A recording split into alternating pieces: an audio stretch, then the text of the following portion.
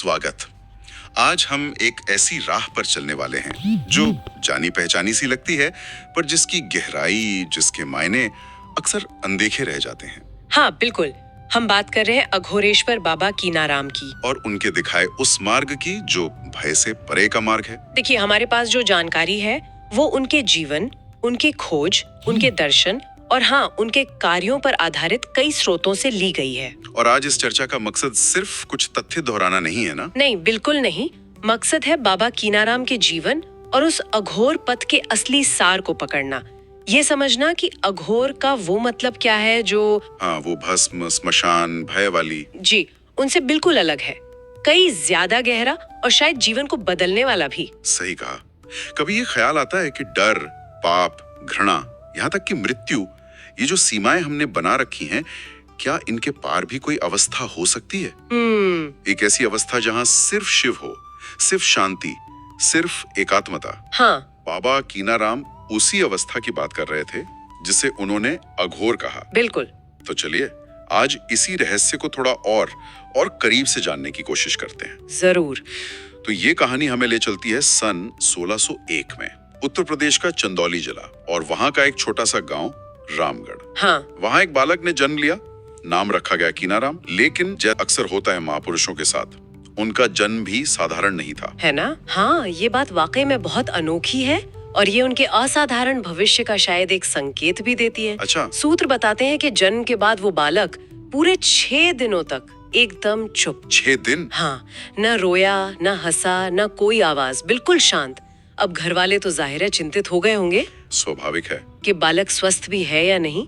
फिर 7वें दिन कहते हैं माँ पास के देवी मंदिर से प्रसाद लाई और जैसे ही वो प्रसाद बालक के मुंह में रखा, उसने पहली बार आंखें खोली और एक ही शब्द कहा, माँ। 6 दिन की चुप्पी और फिर पहला शब्द माँ, वो भी देवी के प्रसाद के बाद। ये तो सुनने में ही अद्भुत लगता है ना? ये दिखाता है कि उनका जुड़ाव शायद शुरू से ही इस दुनिया के शोरगुल से ज्यादा किसी गहरी चेतना से था। सही। मतलब ये सिर्फ एक चमत्कार नहीं, इसे एक प्रतीक की तरह देखना चाहिए। शायद ये दिखाता है कि उनकी चेतना बाहरी दुनिया से संवाद करने से पहले ही अंदर से पूरी तरह जागृत थी। और वो पहला शब्द माँ हो सकता है जगत जननी आदि शक्ति के प्रति उनका पहला उद्गार हो। यहीं से उनके इस विलक्षण आध्यात्मिक जीवन की नींव पड़ गई, ऐसा माना जाता है। तो ये तो हुई बचपन की बात, लेकिन जैसे जैसे वो बड़े हुए, क्या सांसारिक जीवन, घर, परिवार, ये सब उन्हें बांध पाया, या फिर वो खिंचाव, वो प्यास जो बचपन में दिखी थी, वो बढ़ती गई? वो प्यास तो बढ़ती ही गई। देखिए, सांसारिक रीति रिवाज, मोह माया, रिश्ते नाते, ये सब उन्हें कभी रास नहीं आए। अच्छा। उनमें एक बेचैनी थी, एक तड़प थी, उस परम सत्य को जानने की, उस परम चेतना को अनुभव करने की, जिसका आभास उन्हें शायद बचपन से ही था। और इसी तड़प ने, इसी बेचैनी ने उन्हें युवा अवस्था में ही घर छोड़ने पर मजबूर कर दिया। वो निकल पड़े एक अनिश्चित यात्रा पर, गुरु की तलाश में। हाँ, एक सच्चे गुरु की तलाश में। घर छोड़ देना और एक अनजाने रास्ते पर निकल पड़ना सिर्फ एक अंदरूनी पुकार के भरोसे। ये सुनने में जितना रोमांचक लगता है, उतना ही कठिन रहा होगा। बहुत कठिन। कहाँ भटके हुए इस तलाश में? उनकी यात्रा वाकई बहुत लंबी थी और कष्ट साध्य भी। सोचिए, वो जमाना जब ना आज जैसे परिवहन की सुविधा थी, ना कोई संचार के साधन। सही बात है। वो ज्ञान की खोज में हिमालय की दुर्गम बर्फीली ऊंचाइयों तक गए, गिरनार के पथरीले पहाड़ों पर साधना की, पवित्र गंगा के किनारे तपस्या में लीन रहे। सालों तक? हाँ, सालों तक वो भटकते रहे, अलग अलग साधुओं, संतों से मिलते रहे, लेकिन वो शांति नहीं मिली, वो सच्चा गुरु नहीं मिला जो उन्हें उस परम सत्य का साक्षात अनुभव करा सके जिसकी उन्हें तलाश थी। इतनी लंबी और कठिन खोज, क्या कभी निराशा नहीं हुई होगी? मन में सवाल नहीं आए होंगे? देखिए, संकल्प तो निश्चय ही दृढ़ था, लेकिन मानवीय स्वभाव है, उतार चढ़ाव तो आए होंगे। पर उनकी प्यास इतनी तीव्र थी, इतनी गहरी थी कि वो रुके नहीं। और आखिरकार उनकी ये कठिन तपस्या फलीभूत हुई। लंबे समय बाद गुजरात में जूनागढ़ के पास स्थित गिरनार पर्वत पर। गिरनार, जो आज भी योगियों और साधकों का एक महत्वपूर्ण केंद्र है। बिल्कुल। वहीं उनकी भेंट हुई अघोर पंथ के एक पहुंचे हुए सिद्ध गुरु बाबा कालूराम जी से। बाबा कालूराम, और कहते हैं गुरु शिष्य को पहचान लेता है। हाँ, और शिष्य गुरु को। ऐसा ही हुआ। अच्छा। बाबा कालूराम ने कीनाराम की आंखों में वो सच्चाई देखी, वो वैराग्य और सत्य को जानने की वो तीव्र अग्नि। उन्होंने पहचान लिया कि ये कोई साधारण साधक नहीं है। और कीनाराम को भी गुरु मिल गए। जी, कीनाराम को भी बाबा कालूराम में वो तेज, वो पूर्णता दिखी जिसकी उन्हें वर्षों से तलाश थी। बाबा कालूराम ने उन्हें बड़े स्नेह से अपनाया और अपना शिष्य स्वीकार किया। तो गुरु मिल गए, लेकिन असली परिवर्तन तो उस ज्ञान से आया होगा, उस दीक्षा से। क्या यहीं से उनके जीवन के उस अध्याय की शुरुआत हुई जिसने उन्हें अघोरेश्वर बनाया? यहीं उन्हें अघोर साधना की दीक्षा मिली? जी हाँ, बिल्कुल। गिरनार पर्वत पर बाबा कालूराम ने कीनाराम को अघोर मत में दीक्षित किया। ये उनके जीवन का, आप कह सकते हैं, निर्णायक मोड़ था। अब ये समझना जरूरी है कि ये अघोर साधना आखिर है क्या, क्योंकि जैसा आपने शुरू में कहा था, आमतौर पर लोग अघोर का नाम सुनते ही थोड़ा डर जाते हैं। मन में वो भस्म रमाए स्मशान में रहने वाले, विचित्र व्यवहार करने वाले साधुओं की छवि आ जाती है। सही, लेकिन बाबा कालूराम और फिर बाबा कीनाराम ने अघोर का जो अर्थ समझाया, वो इन सतही धारणाओं से बिल्कुल परे है। यहीं पे बात सबसे दिलचस्प हो जाती है। तो क्या था वो असली अर्थ? बाबा कीनाराम ने अघोर को कैसे परिभाषित किया? क्या कहा उन्होंने? उन्होंने बहुत ही, मैं कहूंगी, क्रांतिकारी और सरल व्याख्या दी। उन्होंने कहा, अघोर शब्द को देखो, इसका संधि विच्छेद करो। अ प्लस घोर। अ प्लस घोर। हाँ, घोर यानी क्या? भयानक, बुरा, कठिन, दुखदाई, अपवित्र। और अ का मतलब होता है नहीं। तो अघोर मतलब? जहाँ कुछ भी घोर नहीं है। बिल्कुल। जहाँ न भय है, न घृणा है, न पवित्रता का अहंकार है और ना ही अपवित्रता का डर।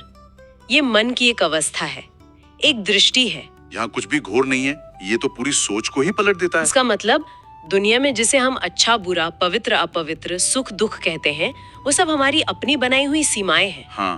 बाबा कीनाराम के अनुसार अघोरी वो है जो समदृष्टि रखता है। समदृष्टि? हाँ, मतलब जो हर चीज में, हर कण में, हर जीव में, हर परिस्थिति में, चाहे वो मंदिर का पवित्र प्रसाद हो या शमशान की राख, चाहे वो पुण्यात्मा माना जाने वाला व्यक्ति हो या जिसे समाज पापी कहता है, केवल एक ही तत्व, शिव तत्व, उसी का दर्शन करता है। सर्वत्र शिव है। उनके लिए सर्वत्र शिव है ये सिर्फ कहने की बात नहीं थी, ये उनका जीवंत अनुभव था। अगर सब कुछ शिव ही है तो फिर नफरत किससे करें?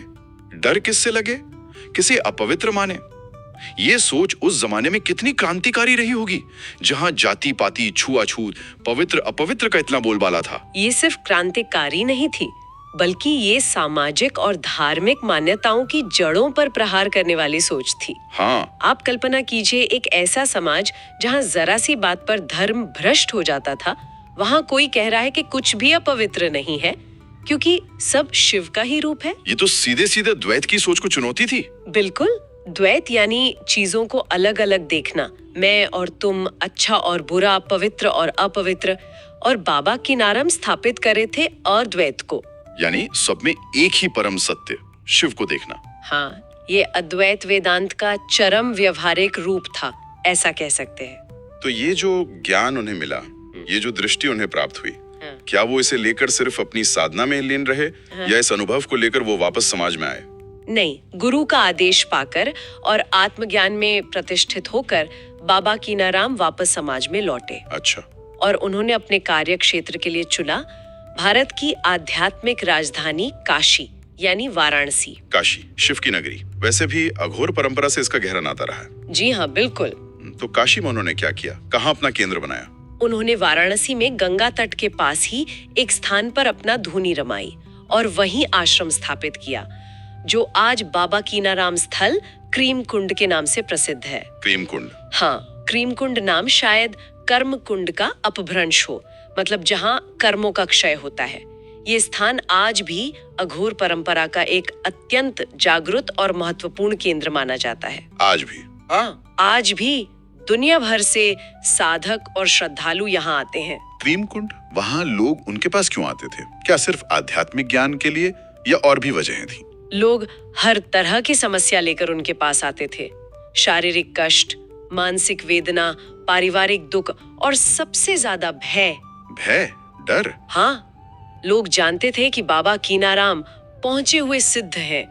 उनकी वाणी में, उनके स्पर्श में, उनकी दृष्टि में एक अद्भुत शक्ति है। उन्हें विश्वास था कि बाबा के आशीर्वाद से उनके कष्ट दूर होंगे। और बाबा उनका समाधान कैसे करते थे? क्या वो कोई चमत्कार दिखाते थे, कोई ताबीज वगैरह देते थे या कुछ और? उनका तरीका बहुत सीधा था, सरल लेकिन गहरा। वो लोगों को जटिल कर्म कांडों या पूजा पाठ में नहीं उलझाते थे। अच्छा। उनका मुख्य संदेश वही था जो उन्हें गुरु से मिला था, भय दूर करो, सब कुछ शिव है। भय दूर करो। हाँ, वो लोगों को समझाते थे कि तुम्हारी समस्याओं का, तुम्हारे दुखों का मूल कारण बाहरी परिस्थितियां नहीं है, बल्कि तुम्हारा अपना भय है, तुम्हारी अपनी आसक्तियां हैं, तुम्हारा अपना राग द्वेष है। मतलब वो बीमारी के लक्षण का नहीं बल्कि जड़ का इलाज करते थे। बिल्कुल सही। वो लोगों को आत्म विश्लेषण के लिए प्रेरित करते थे, अपने अंदर बैठे भय को पहचानने और उसे शिव दृष्टि से देखने की प्रेरणा देते थे। हाँ, ये सच है कि उनके आशीर्वाद मात्र से, उनकी उपस्थिति मात्र से लोगों के रोग ठीक हो जाते थे, भय दूर हो जाते थे, जीवन में चमत्कारी परिवर्तन भी आते थे। लेकिन बाबा कीनाराम का जोर हमेशा आंतरिक परिवर्तन पर रहा। आंतरिक बदलाव पर। जी, वो भय को ही मनुष्य के सारे दुखों का मूल मानते थे और उसी पर चोट करते थे। उनका मानना था कि अगर भय निकल जाए तो व्यक्ति स्वतः ही शिव स्वरूप हो जाता है। भय दूर करो, सब कुछ शिव है। कितना सरल और कितना शक्तिशाली संदेश है। ये तो आज के दौर में भी उतना ही, शायद उससे भी ज्यादा प्रासंगिक लगता है। बिल्कुल है। क्या उन्होंने अपने इस गहरे दर्शन को, इन अनुभवों को कहीं लिपिबद्ध भी किया? कोई ग्रंथ वगैरह रचा? हाँ, बाबा कीनाराम केवल एक सिद्ध योगी और संत ही नहीं थे, वो एक कवि और विचारक भी थे। अच्छा। उन्होंने अपने अनुभवों और अघोर तत्वज्ञान के सार को एक ग्रंथ के रूप में संकलित किया, जिसका नाम है विवेक सार। विवेक सार, नाम से ही जाहिर है विवेक का सार, सही समझ का सार। बिल्कुल, ये अघोर परंपरा का अत्यंत महत्वपूर्ण और पवित्र ग्रंथ माना जाता है। इसमें जरूर अघोर के गूढ़ रहस्य सरल शब्दों में समझाए गए होंगे। कोई ऐसी खास बात, कोई ऐसा सूत्र है इस ग्रंथ का जो अघोर के मर्म को, उसके सार को उजागर करता हो? विवेक सार में अनेक अनमोल सूत्र हैं, लेकिन एक पंक्ति जो अघोर दर्शन के हृदय को छू लेती है और जिसे अक्सर उद्धृत किया जाता है, वो है, सोई अघोरी जो सबसों हेला, भला बुरा जिन एकों केला। सोई अघोरी जो सबसों हेला, भला बुरा जिन एकों केला। थोड़ा समझाएंगे इसका अर्थ? इसका अर्थ है, वही सच्चा अघोरी है जो सबसे हेला मेला रखता है। मतलब सबसे प्रेम करता है, किसी से द्वेष नहीं रखता। सबसे प्रेम। हाँ, और जिसने भले और बुरे को एको केला यानी एक कर दिया है, सम कर दिया है, जिसके लिए अच्छा बुरा, मित्र शत्रु, प्रशंसा निंदा सब बराबर है, क्योंकि वो सब में एक ही शिव को देखता है। जो सबसे प्रेम करते हैं, जो किसी भी वस्तु को बुरा नहीं कहते हैं। ये तो समदृष्टि की पराकाष्ठा है। ये सिर्फ साधुओं के लिए है या हम जैसे आम इंसान भी इसे अपने जीवन में उतार सकते हैं? यही तो विवेक सार की खूबसूरती है। बाबा कीनाराम की ये शिक्षा केवल गेरुआ वस्त्र पहनने वाले या श्मशान में रहने वाले साधकों के लिए नहीं है। अच्छा। ये पूरी मानवता के लिए एक गहरा संदेश है। ये हमें चुनौती देता है कि हम अपनी संकीर्ण सोच, अपनी कंडीशनिंग, अपनी पसंद नापसंद के दायरों से बाहर निकलें। ये हमें प्रेरित करता है कि हम जिसे बुरा कहते हैं, जिससे घृणा करते हैं, उसे भी शिव की ही एक लीला समझकर स्वीकार करना सीखें। अगर हम थोड़ा सा भी इस दृष्टि को अपना ले तो हमारे आपसी झगड़े, नफरत, तनाव कितने कम हो जाएं। हाँ, ये दृष्टि विकसित हो जाए तो शायद दुनिया ही बदल जाए। बाबा कीनाराम ने एक बहुत लंबा और सार्थक जीवन जिया, लोगों का कल्याण करते हुए, उन्हें भय से मुक्ति का मार्ग दिखाते हुए। उनका अंतिम समय वो कैसे और कहाँ बीता? बाबा कीनाराम ने एक अत्यंत दीर्घायु पाई। सूत्र बताते हैं कि वो लगभग 170 वर्षों तक सशरीर इस धरती पर रहे। 170 वर्ष? हाँ, और निरंतर लोक कल्याण के कार्य करते रहे। अंततः सन 1771 ईस्वी के आसपास उन्होंने उसी स्थान पर वाराणसी के क्रीम कुंड आश्रम में। वहीं जहाँ उनका केंद्र था। जी हाँ, जहाँ उन्होंने अपना अधिकांश जीवन बिताया और हजारों लोगों को दिशा दिखाई। उन्होंने जीवित समाधि ले ली। जीवित समाधि, इसका क्या मतलब है? जीवित समाधि का अर्थ है अपनी इच्छा से पूरे होशो हवास में ध्यान की उच्चतम अवस्था में रहते हुए अपने प्राणों का शरीर से त्याग कर देना। अच्छा। ये योग की एक बहुत ऊंची अवस्था मानी जाती है, जहां योगी मृत्यु पर विजय प्राप्त कर लेता है और अपनी मर्जी से शरीर छोड़ता है। और उनका वो समाधि स्थल क्रीम कुंड, क्या वो आज भी उतना ही पूजनीय है? जी हाँ, बिल्कुल। क्रीम कुंड स्थित उनका समाधि स्थल आज भी अघोर परंपरा का सबसे प्रमुख केंद्र और एक महातीर्थ माना जाता है। वो स्थान आज भी बाबा कीनाराम की उपस्थिति और उनकी ऊर्जा से स्पंदित महसूस होता है। हर साल विशेषकर गुरु पूर्णिमा और उनकी पुण्य तिथि पर हजारों साधक, संत और भक्त दुनिया के कोने कोने से वहां आते हैं। अच्छा।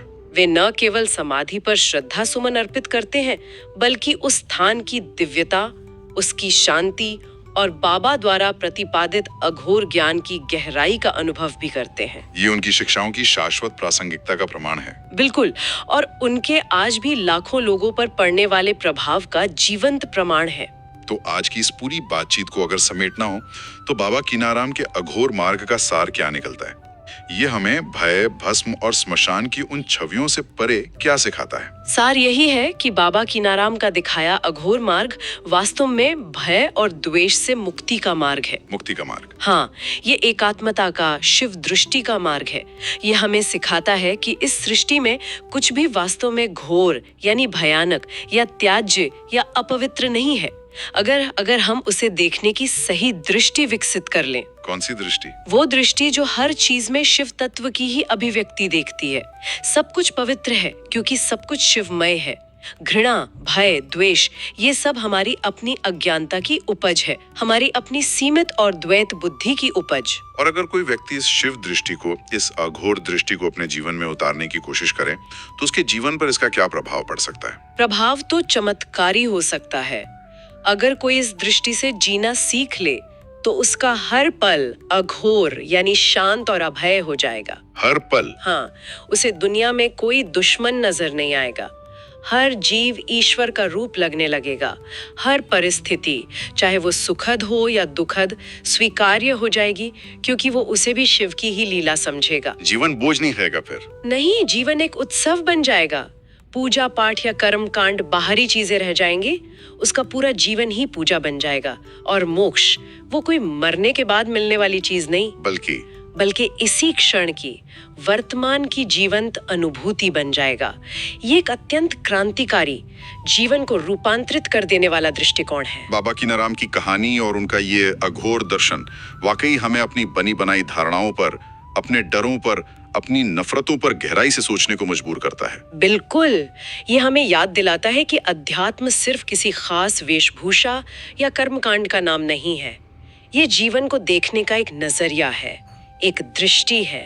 और ये दृष्टि हमें भय से मुक्त कर सकती है। हाँ। और इसी गहरी सोच के साथ हम अपने सुनने वालों के लिए एक अंतिम विचार छोड़ना चाहेंगे। विचार ये है, जरा सोचिए, हमारे अपने रोजमर्रा के जीवन में ऐसी कौन सी परिस्थितियां हैं, कौन से लोग हैं, कौन सी चीजें हैं जो हमें घोर लगती हैं, जिनसे हमें डर लगता है या शायद घृणा होती है। क्या हम कोशिश कर सकते हैं कि उन्हें बाबा कीनाराम की सिखाई शिव दृष्टि से देखें? क्या ऐसा करने से हमारा भय, हमारी घृणा, हमारा द्वेष जरा सा भी कम हो सकता है? इस पर विचार कीजिएगा। ये थी अघोरेश्वर बाबा कीनाराम और उनके दिखाए भय से परे के मार्ग पर हमारी आज की गहन चर्चा। सुनने के लिए धन्यवाद। शांत रहें, प्रेम से रहें। याद रखें, अघोर का अर्थ है परम शांति।